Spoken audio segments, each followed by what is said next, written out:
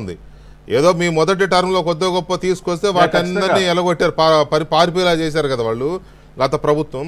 So ఇప్పుడు మళ్ళీ ఎడారి లాంటి ఆంధ్రప్రదేశ్లో మళ్ళీ అలాంటి అవసరం ఉంది కాబట్టి ఇలా అనుకుంటున్నారా? అది సాధ్యమా అని కూడా ఒక క్వశ్చన్.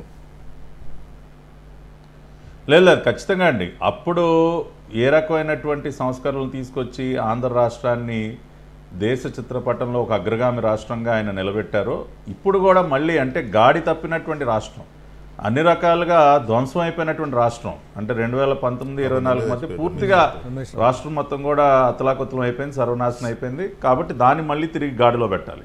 సో ఇందాక నేను చెప్తున్నది ఏంటంటే 95 నుంచి ఆయన ఏ రకంగా అయితే అప్పుడు ఎన్టీఆర్ ట్రస్ట్ భవన్కి పదే రావటం విక్రమ్ గారు అందరికీ తెలుసు. ఇప్పటికీ కూడా చాలామంది చెప్తారు, ఆ సీఎం ఆయన ఎన్నిసార్లు వచ్చేవాళ్ళండి పార్టీ ఎన్టీఆర్ ట్రస్ట్ భవన్లో ఉండేవాళ్ళు, అనేక విషయాలు చర్చించేవాళ్ళు, అనేక మంది నాయకుల దగ్గర నుంచి ఫీడ్బ్యాక్ తీసుకునేవారు, చాలా సమయం ఇక్కడ వెచ్చించేవాళ్ళు. ఆ రకంగా ఇక్కడ వచ్చినటువంటి ఫీడ్బ్యాక్ని తీసుకెళ్ళి ప్రభుత్వ పరిపాలనలో దాన్ని అమలు చేసేటటువంటి సిస్టమ్ ఏదైతే ఉందో చాలా అద్భుతంగా ఉండేదని మాకు సీనియర్స్ చాలామంది చెప్తారు.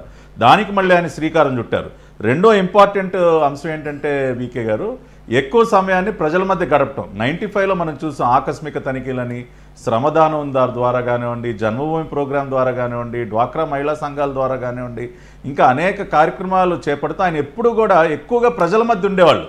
సో ఇప్పుడు కూడా మళ్ళీ మనం మీరు చూశారు పెన్షన్ల పంపిణీ కార్యక్రమం సందర్భంగా ఆయన ఒక రచ్చబండలాగా ఒక కార్యక్రమం ఆయన నిర్వహించి ఆ రోజు నిజంగా వీకే గారు ఐ ఫెల్ట్ సో హ్యాపీ. బాబు గారు అసలు అంత మనస్ఫూర్తిగా ఆయన నవ్వటం, ప్రజల మధ్య ఆయన అంటే ఆయన బాడీ లాంగ్వేజు, ఆయన పొందుతున్నటువంటి ఆనందం, ఆ తర్వాత మళ్ళీ ఆ కార్యక్రమం అయిన తర్వాత మాతో మాట్లాడుతూ ఈ టెలికాన్ఫరెన్స్లో అట్లా కూడా ఆయన చెప్పారు, నిజంగా నాకు ఈ 5 సంవత్సరాల్లో నేను పొందలేని ఆనందం మొన్న కూర్చుంటే ప్రజల మధ్య వాళ్ళ ఆనందం పంచుకుంటూ ఉంటే నాకు నిజంగా చాలా తృప్తి కలిగింది, నేను ఎక్కువ సమయం ఇంకా ప్రజల మధ్య ఉండాలనుకుంటున్నానని చెప్పి ఆయన చెప్పిన మాటలు. కాబట్టి భవిష్యత్తులో కూడా ఆయన ఎక్కువగా జిల్లాల పర్యటనలు కానివ్వండి, ప్రజల్ని కలుసుకునే కార్యక్రమాలు కానివ్వండి, అంటే గతంలో లాగా కొంత నెగిటివ్ ఫీడ్బ్యాక్ ఏంటంటే ఆ బాబు గారు రివ్యూ పెట్టారంటే ఓ 10 గంటలండి, క్యాబినెట్ మీటింగ్ ఒక 12 గంటలు, కలెక్టర్ల కాన్ఫరెన్స్ ఒక 2 రోజులు, ఇక మీదట అటువంటి సందర్భాలు ఉండవండి. మొన్న మీరు ఫస్ట్ క్యాబినెట్ చూశారు, 3-4 అవర్స్లో క్లోజ్ చేశారు. అంటే ఇక మీదట అన్నీ కూడా టైం బౌండ్గా, అంటే ఎక్కువ సమయం రివ్యూలు, సమీక్షలు, అధికారులతో గడపకుండా ఆయనకున్న సమయాన్ని పార్టీకి, ప్రజలకి ఎక్కువగా వినియోగించాలన్నది ఇది ఇంకొక CBN 4.0లో కీలకమైనటువంటి అంశం. మూడవది వీకే గారు, జాతీయ స్థాయిలో కూడా ఆయన కీలకమైనటువంటి పాత్ర పోషించబోతున్నారు. 95, 99 అదేవిధంగా 2004 వరకు కూడా చంద్రబాబు నాయుడు గారు was one of the most key leaders in Delhi.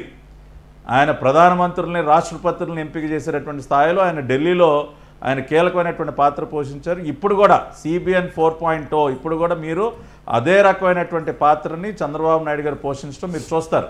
Narendra Modi గారితో కలిసి ఆయన ఒక కీలకమైనటువంటి భూమిక ఢిల్లీలో పోషించబోతున్నారు.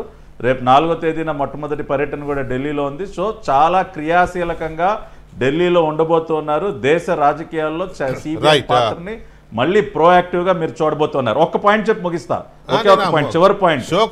95లో నో అంటే ఇది ఒక రౌండ్ అయిపోతుంది. ఇంకొక కీలకమైన విషయం ఏంటంటే CBN 4.0లో 95 CBNలో మనం చూసింది ఏంటి, చాలామంది యంగ్ లీడర్స్ని ఆయన ఫోర్ ఫ్రంట్లోకి తీసుకొచ్చారండి. అప్పుడు అంటే ఇప్పుడు ఆ రోజున ఒక GMC బాలయోగ్ గారు ఒక చాలా చిన్న వయసులో ఆయన పార్లమెంట్ స్పీకర్ అవ్వగలిగిన, లోక్సభ స్పీకర్ అవ్వగలిగిన, ఇంకెంతోమంది మంత్రులు ఆ రోజున చంద్రబాబు నాయుడు గారి క్యాబినెట్లో యంగ్ మినిస్టర్స్ని ఆ రోజున మనం చూసాం, ఎన్నో కీలకమైనటువంటి పదవుల్లో మనం చూసాం. ఇప్పుడు మళ్ళీ అదే రకంగా అప్పుడు 95లో ఏ రకంగా యంగ్ లీడర్షిప్ని ప్రోత్సహించారు, ఇప్పుడు మళ్ళీ అదే రీతిలో ఆయన ముందుకు వెళ్తూ ఉన్నారు. మొన్న మీరు క్యాబినెట్లో చూశారు ఎంతమంది young faces, 17 ministers first time ministers చూశారు. కాబట్టి మళ్ళీ CBN 4.0లో కూడా యంగ్ లీడర్షిప్ని ముందుకు తీసుకొచ్చేటటువంటి కార్యక్రమాన్ని కూడా ఆయన పెద్ద ఎత్తున తీసుకెళ్తున్నారు. రైట్ విక్రమ్ గారు.